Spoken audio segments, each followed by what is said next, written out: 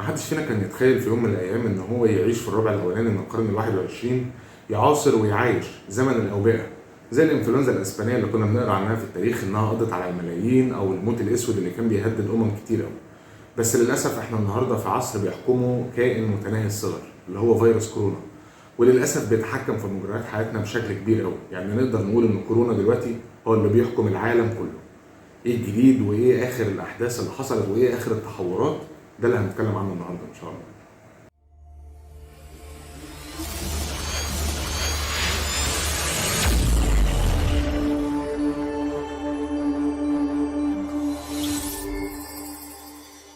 رغم مرور سنة ونص على بداية المصيبة والجائحة بتاعت الكورونا، ورغم إن دول العالم كلها بلا استثناء بتتسابق علشان تقدر تطعم أكبر قدر ممكن، بس للأسف الفيروس الخبيث ده هو لسه عمال بيتحور وبيتغير وبيتطور باستمرار، لدرجة إن في مخاوف من مدى تأثير وكفاءة التطعيمات الحالية على التحورات أو الفاريانتس الجديدة اللي طلعت من الفيروس ده. الطفرات دي ظهرت على فيروس كورونا الأولاني اللي كان طلع وغيرت بعض الخصائص اللي موجودة فيه، زي قابلية الانتشار وسهولة اختراق خلايا الجسم ومدى مقاومتها لردة فعل الجسم المناعية. من البديهي ان الفيروسات بتتغير وبتتحور، وفي اوقات كتير بيكون التحور ده حاجة كويسة لدرجة ان هو بيوقف الفيروس، لكن للأسف مش هو ده اللي بيحصل هنا دلوقتي. التحورات والتغيرات اللي بتحصل في فيروس كورونا للأسف أدت إلى إنتاج سلالات جديدة أكثر خطورة. في 4 تحورات لحد دلوقتي طلعت في فيروس كورونا. أول تحور فيها هو تحور ألفا، وده أول حاجة لقوه في المملكة المتحدة أو في إنجلترا. تاني نوع هو سلالة بيتا، ودي لقوها في جنوب أفريقيا. ثالث سلالة هي سلالة جاما، ودي لقوها في البرازيل. وآخر سلالة وهي دي اللي أنا مركز عليها النهاردة هي سلالة دلتا، ودي لقوها في الهند. أخطر تنوع أو تطور في كل السلالات اللي أنا اتكلمت عنها هو للأسف سلالة دلتا. دي أول حاجة لقوها في الهند في أكتوبر سنة 2020 في ولاية مهاراشترا الهندية، ودي ثالث أكتر ولاية مزدحمة بالسكان في الهند. وده مش معناه إن المنشأ بتاعها هو الهند، هم بس اكتشفوها هناك، وبدل ما يسموها السلالة الهندية سموها سلالة دلتا، عشان طبعا ما يبقاش المنظر قدام العالم إن ده كده الهند هي اللي تسببت في التحور ده، عكس حقيقة الأمر. في شهر 5 اللي فات وصلت عدد الإصابات في الهند بسلالة دلتا اللي بنتكلم عنها دي 400,000 إصابة في اليوم. بالتالي الهند بقت الثانية عالميا في أرقام الإصابات وفي أعدادها، وبقت الثالثة عالميا في عدد الوفيات. طبعا سلالة دلتا ما فضلتش موجودة في الهند وبس، لا دي ابتدت تنتشر لدول كتيرة في العالم، وصلت ل 92 دولة أخرى غير الهند، من أول شرق آسيا لحد الساحل الغربي بتاع أمريكا، وكمان مرورا بأوروبا وأفريقيا كمان للأسف.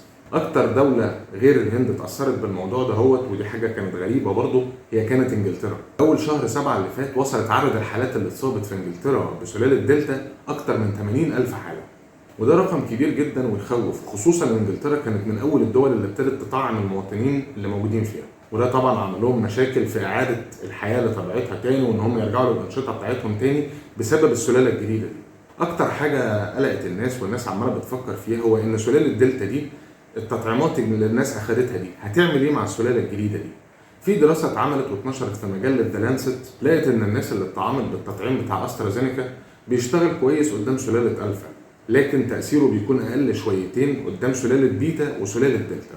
والناس اللي جالها كورونا قبل كده وخدت جرعة واحدة بس من التطعيم قدروا يقاوموا بشكل أكبر من اللي ما حصل لهمش كده. وكمان في حاجة اتنشرت في بابليك هيلث اوف انجلاند كانت بتقول إن اللي اتطعم بجرعتين من شركة فايزر وصل لحماية تقدر ب 88% من سلالة دلتا. واسترازينيكا اتكلمت عنه الدراسة إن هو بيوصل في الحماية لحد 60%، لكن في دراسة ثانية قالت لك إن هو بيوصل لحد 92% فيما يخص دخول المستشفيات.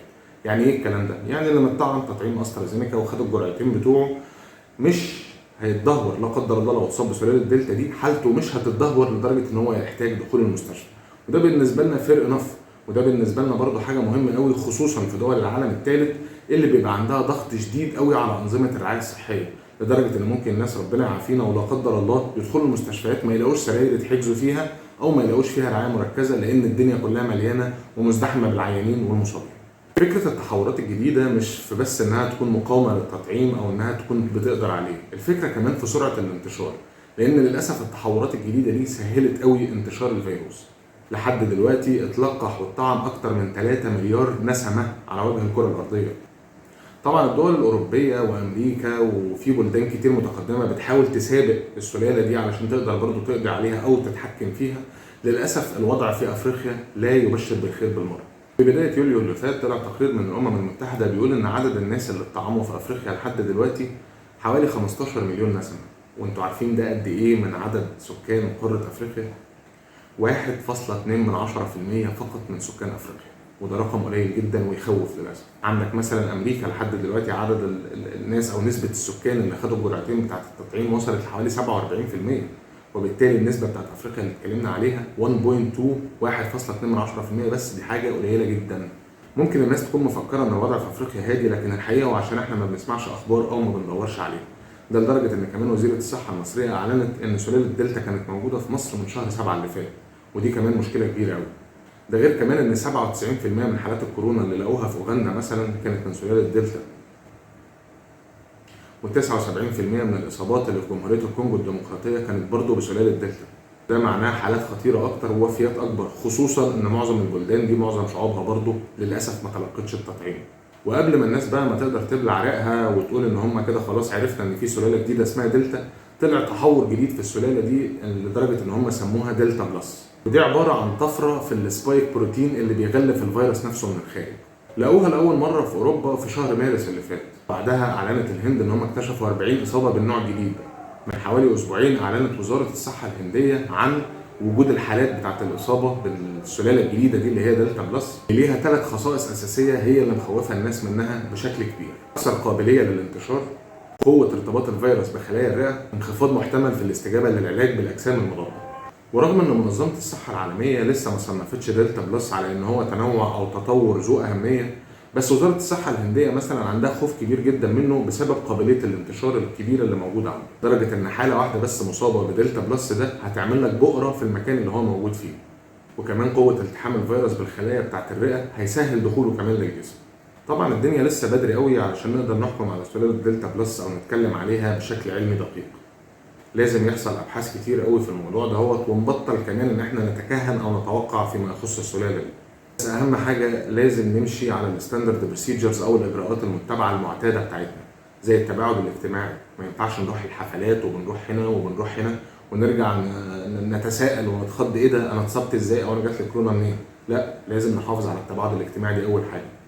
تاني حاجه لازم برضو نحافظ على الماسك. انت اتطعمت على عيني وعلى راسي ودي احسن حاجه انت عملتها، بس برضو تحافظ على الماسك بتاعك وما تخرجش الا بيه.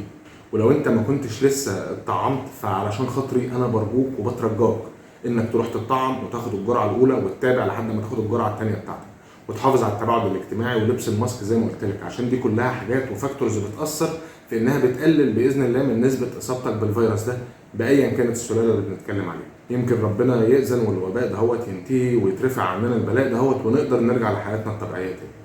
ليه بقول لكم الكلام ده؟ علشان صحتكم وصحه بيوتكم واولادكم، ويا رب دايما تكونوا بخير وربنا يعافي الجميع يا رب. ما تنساش تعمل سبسكرايب للقناه وتشوف باقي الفيديوهات، ودايما لو عندك اي استفسار ما تنساش تكتبه في التعليقات، واشوفكم على خير. سلام.